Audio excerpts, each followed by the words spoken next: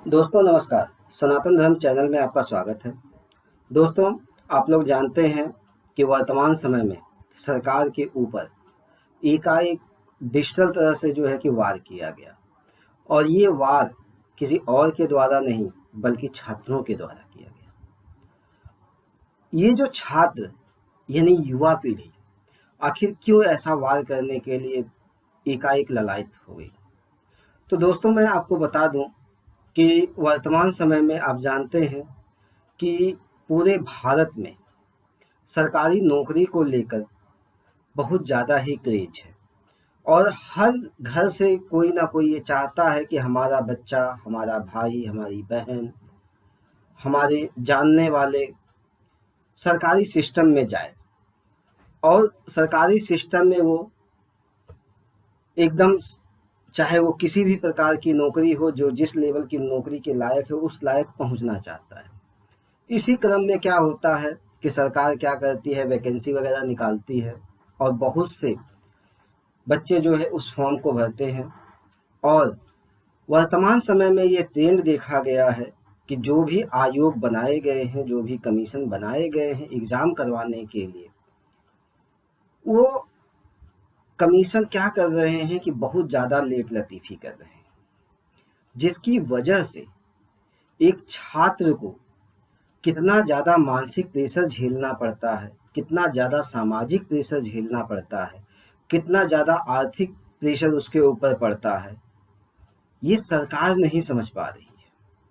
और एक स्टूडेंट का, एक छात्र का किस तरह से जो है एक करियर उसका बर्बाद हो रहा है, जवानी उसकी बर्बाद हो जा रही है, ये सरकार नहीं समझ पा रही है। एक एग्ज़ाम को करवाने में, फॉर्म निकालने से लेकर फाइनल वैकेंसी तक जो है करवाने में, फाइनल सिलेक्शन देने में सरकार को 5 से 7 साल तक लग जा रहा है। यानी एक स्टूडेंट जो ग्रामीण पृष्ठभूमि का है, जो केवल सरकारी नौकरी के भरोसे बैठा है कि हमें जो है सरकारी नौकरी मिल जाएगी, हमारा एक रोजगार का साधन हो जाएगा, वो एक फॉर्म को भरता है और 5 से 7 साल वेट करे, क्योंकि अधिकांश ग्रामीण पृष्ठभूमि के बच्चों के पास और कोई विकल्प नहीं है। उनके जो ट्रेडिशनल रोजगार थे, धीरे धीरे विदेशी कंपनियों ने क्या किया है, एक चाल के तहत वो ट्रेडिशनल रोजगार खत्म कर दिया गया है। अब उनके पास ले दे के विकल्प बचता है कि वो शहरों की तरफ जाएं, शहरों में जाके जॉब करें, या गांव से निकलकर वो सरकारी नौकरी की तरफ तैयारी करें। और सरकारी नौकरी एक सामाजिक स्टेटस होता है जो शहरों के बच्चे नहीं समझ सकते। और शहरों के बच्चे जिनका जो है अच्छी परवरिश होती है, अच्छे कॉन्वेंट स्कूल में वो पढ़ते हैं, उनके अगर बैकग्राउंड देखा जाए तो उनके पास रोजगार के साधन भी हैं, अपना बिजनेस भी है। और अगर वो सरकारी नौकरी की तरफ देखते हैं तो लगभग जितनी भी बड़ी पोस्टें होती हैं सब उनके हाथ में होती है, क्योंकि कुछ ऐसा सिलेबस जो है डिजाइन किया गया है चीज़ों का। तो आप देखेंगे कि ग्रामीण पृष्ठभूमि का बच्चा, अगर वो 20 साल ग्रेजुएशन के बाद अगर वो तैयारी करने निकलता है तो वो ग्रुप डी से लेकर आईएएस तक की तैयारी करते हैं। उसी में कैटेगरी बढ़ जाती है। कुछ लोग जो है केवल आईएएस का एग्ज़ाम देते हैं, सिविल सर्विसेज का एग्ज़ाम देते हैं, कुछ लोग जो है एसएससी का एग्ज़ाम देते हैं, कुछ लोग कांस्टेबल तक ही अपनी सोच रखते हैं, वहाँ का एग्ज़ाम देते हैं, कुछ लोग और जैसे लेखपाल वगैरह, पटवारी वगैरह का एग्ज़ाम निकलता है उसकी तैयारी करते हैं। यानी जो जितनी सामर्थ्य में है, उसको लगता है कि मुझे ये वाली नौकरी मिल जाएगी आसानी से, उसकी वो तैयारी करता है। और इसीलिए वो जो है घर से निकलता है। जब वो घर से निकलता है तो वो क्या करता है, शहरों की तरफ रुख करता है। और उन शहरों में आपका लखनऊ हो गया, कानपुर हो गया, इलाहाबाद हो गया, गाजियाबाद हो गया, या दिल्ली जैसा शहर है, मैं यूपी की बात करूँ। इसी तरह से एमपी में आप चले जाइए तो एमपी में भोपाल हो गया, ग्वालियर हो गया। बिहार में चले जाइए तो पटना हो गया, मधुबनी हो गया, या इसी तरह से 2-3 और ज़िले हैं। आप उत्तराखंड में चले जाइए तो देहरादून, हरिद्वार वाला कुछ बेल्ट है, काशीपुर वाला बेल्ट है। इसी तरह से हरियाणा में आप चले जाइए तो सोनीपत और जो है कि दिल्ली से सटा हुआ, राजस्थान में आप चले जाइए तो जयपुर, जोधपुर, कोटा वाला है। तो एक बच्चा, ग्रामीण पृष्ठभूमि का बच्चा जिसकी पढ़ाई, बेसिक लेवल की पढ़ाई जो है कि ढंग से नहीं हुई है, वो आता है इन शहरों में तैयारी करने के लिए, क्योंकि उसको लगता है कि अगर हमें अच्छी कोचिंग हम ले लेते हैं तो कोचिंग लेने के बाद हमारा क्या होगा कि हम भी कंपटीशन में बैठ सकेंगे और हमें एक नौकरी मिल जाएगी। और जब वो इन शहरों में आता है तैयारी करने के लिए, तो एक स्टूडेंट फीस के अलावा, फीस चाहे जितने भी हो, कहीं पे 50,000, कहीं पे 40,000, कहीं पे 25,000, जैसा जो है कि जैसा कोर्स होता है उस तरह से फीस लगती है। अगर आप जो है कि वनडे एग्ज़ाम दे रहे हो तो 20-25,000, 50,000 तक फीस में जो है कि चीज़ें हो जाएंगी, सारा सिलेबस कंप्लीट हो जाएगा। और यूपीएससी का एग्ज़ाम दे रहे हो, आईएएस पीसीएस की तैयारी कर रहे हो तो 1.5 से 2 लाख रुपया। आईआईटी और जो है इसकी पीएमटी वगैरह की तैयारी कर रहे हो, नीट जेई की तैयारी कर रहे हो, तो आपको 1.5 से 2 लाख रुपए फीस लगती है। ये तो फीस है। चलो फीस बच्चा किसी तरह से अरेंज कर लिया, घर वालों ने भी अरेंज किया, कि कर्ज लिया या अपना जो सेविंग वगैरह है उससे जो है बच्चे को भेज दिया पढ़ने के लिए। अब उसके बाद बच्चे पे एक प्रेशर होता है कि हर महीने का कम से कम उस पे जो है 8 से 10,000 रुपये मिनिमम खर्च होगा। मिनिमम की बात कर रहा हूँ, कम से कम। और अधिक से अधिक आप जाओगे तो यहाँ पे जो है खर्चा 15 से 20,000 रुपये। क्योंकि बच्चा ग्रामीण पृष्ठभूमि का है, माँ बाप जो है कि कोई रोजगार कर रहे हैं, मेहनत मजदूरी कर रहे हैं, बच्चे को जो है कि वो देते हैं। और इसी में सरकार क्या करती है कि सरकार जब एग्जाम 5-5, 6-6 साल डिले कर देती है, बच्चा क्योंकि तैयारी करने निकलता है, उसको 1.5 से 2 साल चीज़ों को समझने में लग जाता है, फिर तैयारी करता है, चीज़ें उसकी कंप्लीट होती है, फॉर्म भरता है, 1-2 बार उसका एग्ज़ाम नहीं निकलता है और जो लगाता है और जो उसके साथ तैयारी करता है, एग्ज़ाम निकालने की वो करीब हो जाता है। फॉर्म भरता है, फॉर्म भरने के बाद एग्ज़ाम देता है, उसको उम्मीद रहती है कि हमारा रिजल्ट पॉजिटिव होगा, लेकिन रिजल्ट डिले पे डिले हुआ जाता है। या तो सरकार जो है लेट एग्ज़ाम ही करवाएगी, फॉर्म भरवा लिया, एग्ज़ाम कब करवा रही है कुछ पता ही नहीं है। बच्चे का मनोबल टूटता है, क्योंकि वो घर से बोल के निकल चुका है, उस समाज से बोल के निकल चुका है कि हम तैयारी करने जा रहे हैं, हम इस चीज़ की तैयारी करने जा रहे हैं। यहाँ आता है तो उसका मनोबल टूटता है।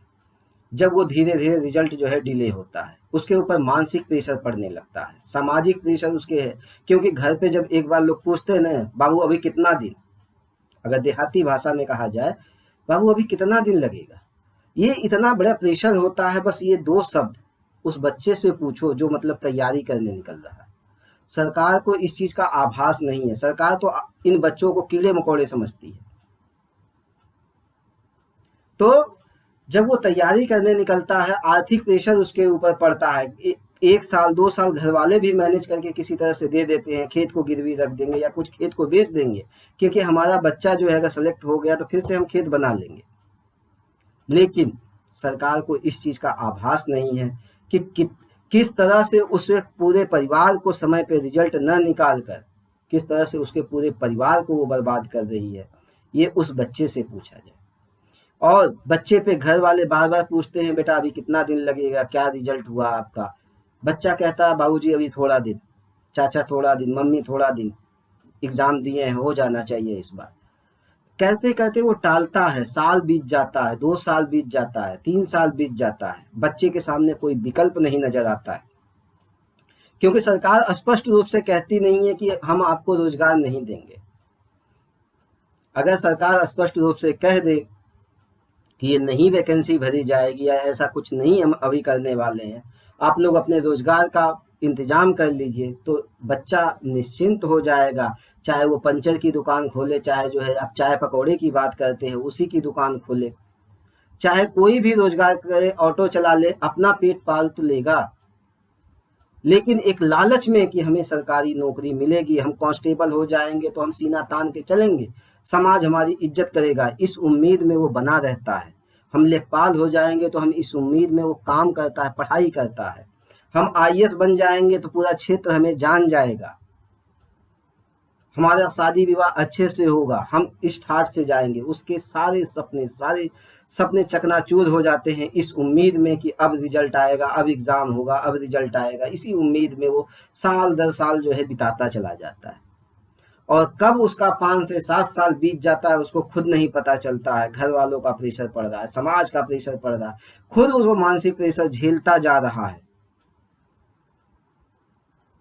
ऐसे में सरकार क्यों इतना निष्क्रिय बनी है कि एक युवा को, जो एक युवा शक्ति है उसके पास, सरकार के पास, क्यों नहीं एक सही दिशा देती है। केवल योजनाएं बनाने से काम होगा, योजनाओं को इम्प्लीमेंट क्यों नहीं करती है। प्राइवेट सेक्टर में ही जॉब देना है तो प्राइवेट सेक्टर में जॉब निकाले ना सरकार। सरकारी सेक्टर में जॉब अगर वो निकाल रही है तो समय पे एग्जाम क्यों नहीं करवाती है, ताकि लड़का या तो पास होगा या तो फेल होगा, उसको विश्वास हो जाएगा कि हम जो है कि भैया हम ये कर पाएंगे या नहीं कर पाएंगे, दूसरे एग्जाम की तैयारी करेगा, नहीं तो छोड़ के जाएगा। लेकिन सरकार ऐसा नहीं करती है, बच्चा ऊहापोह में फंसा रहता है। इसी बीच में क्या हुआ, अभी 2 दिन पहले से मैं देख रहा हूं कि एक डिजिटल क्रांति सी आ गई है। बच्चों ने ट्विटर पे जो है कि डिजिटल मैं भी बेरोजगार हूं का टैग जो है कि वो करने लगे हैं, ट्वीट करने लगे हैं। सरकार को चेता रहे हैं बच्चे कि हमारे भविष्य के बारे में सोचो। और ये वो युवा हैं जो अगर अपने रास्ते से भटक गया तो इसको संभालना मुश्किल है। कोई भी सरकार अगर चुनी जाती है तो ये इस उम्मीद से चुनी जाती है कि वो उसका भला होगा। और एग्जाम ये लोग करवा भी लेते हैं, रिजल्ट निकालते भी हैं, तो कभी कभी तो ऐसा होता है कि पूरी सीट ही बेच दी जाती है, धांधली किया जाता है, फेयर एग्जाम नहीं हो रहा है। आखिर कब तक इन युवाओं को सही दिशा कब तक नहीं दिया जाएगा। एक महाशक्ति हम बनने की बात करते हैं, लेकिन विदेशी ताकतों के चंगुल में हम फंसकर इस महाशक्ति को, इस युवा शक्ति को हम जो है भटका दे रहे हैं। आपका रेलवे हुआ, बैंक हुआ, एसएससी हुआ, कांस्टेबल का एग्जाम हुआ, क्यों नहीं आखिर समय पे लिया जा रहा है एग्जाम, और क्यों नहीं इसका रिजल्ट दिया जा रहा है। क्या जरूरी है हर बार छात्र जो है सड़कों पर उतरे ही। 2010 में यूपीएससी में सीसैट लेकर आया गया। इस चाल के तहत कि ग्रामीण पृष्ठभूमि के बच्चे जो 90 के दशक के बाद यूपीएससी का एग्जाम, आईएएस का एग्जाम क्वालिफाई करने लगे थे, उसको रोकने के लिए। और जब रिजल्ट गिरा तो स्टूडेंट मूवमेंट करने लगा 2014 में, सीसैट हटाओ आंदोलन। सरकार ने सीसैट तो नहीं हटाया लेकिन उसको क्वालिफाई किया, लेकिन उनकी चाल कामयाब हो गई थी। हमारे पूर्व वित्त मंत्री चिदम्बरम आज भी बोलते हैं कि अगर आपको सरकारी नौकरी करना है तो इंग्लिश आनी चाहिए।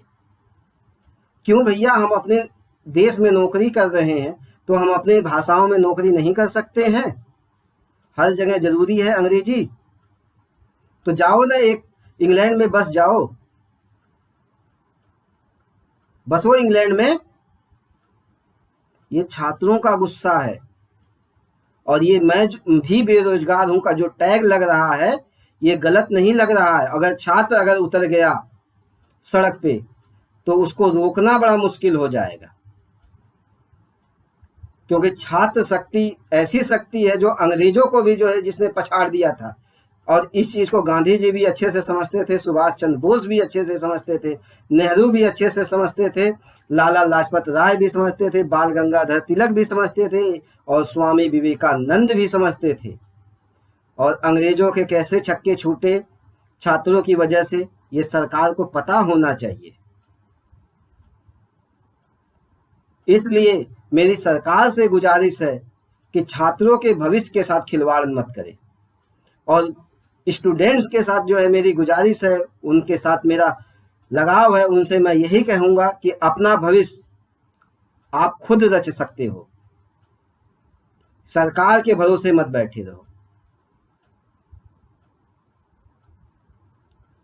मैं सनातन धर्म चैनल के माध्यम से ऐसे ऐसे मुद्दों को हमेशा उठाता रहूँगा। जहाँ सरकार गलत रहेगी वहाँ मैं सरकार की आलोचना भी करूँगा।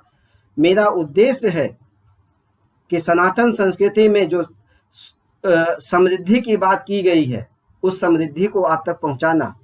पहले छोटे छोटे राजा हुआ करते थे, तो उन राजाओं का कर्तव्य होता था कि हमारी प्रजा सुखी रहे। और जब से व्यापारियों ने राज करना शुरू किया है, आप देखेंगे अकाल पड़ रहा है, विद्रोह हो रहे हैं। पहले राजशाही था लेकिन विद्रोह नहीं था, क्योंकि व्यापारी क्या करता है, व्यापारी केवल और केवल अपने लाभ के लिए काम करता है, और राजा जो करता है जनता के हित के लिए काम करता है। हम भले इस समय लोकतंत्र में रह रहे हैं, लेकिन अगर छिपे तौर पे देखें तो हम व्यापारियों के हाथों की कठपुतली होकर रह गए।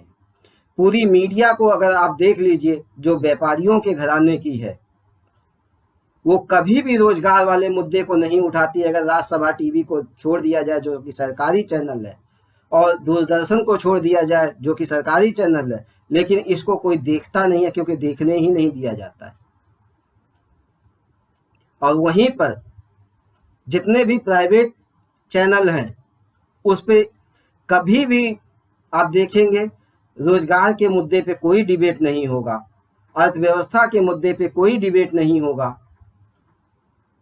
आखिर क्यों? क्योंकि ये व्यापारियों के चैनल हैं। तो छात्रों, आपका भविष्य आपके हाथ में है। सच्चाई अपने घर वालों को भी बताओ, क्योंकि अब दुनिया समझदार हो रही है, आपके घर वाले भी समझदार हो रहे हैं, वो चीज़ों को बहुत अच्छे से समझेंगे। तो आपसे निवेदन है कि आप अपना भविष्य तलाशिए। सरकारी नौकरी पे आपका हक है, उसको लीजिए। अगर सरकार गलत कर रही है तो उसके खिलाफ आवाज़ उठाइए। सरकार मात्र 2 दिन आपने जो है कि डिजिटल क्रांति के माध्यम से आवाज़ उठाया, सरकार को अपना फैसला सुनाना पड़ गया कि इतने तारीख को हम रिजल्ट डिक्लेयर करेंगे और अब जो है एग्ज़ाम होगा। ये आपकी शक्ति का ही